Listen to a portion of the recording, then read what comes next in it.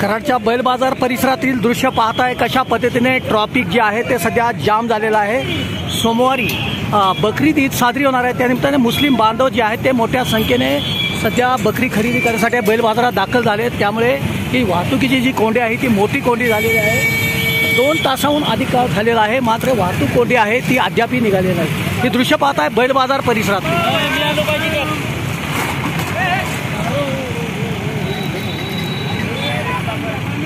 बैल बाजार परिसरातली दृश्य पाहताय, वाहतुकीची सध्या मोठी कोंडी झालेली आहे। वाहतूक शाखेचे पोलीस कर्मचारी अधिकारी देखील इकडे दाखल झालेले आहेत। वाहतूक जी आहे ती आज सकाळी 2 तास झाले वाहतूक जी आहे ती अशा प्रकारे सध्या खोळंबलेली आहे। वाहतुकीची मोठी कोंडी झालेली आहे। बैल बाजार परिसरातली सध्या आपण दृश्य पाहताय।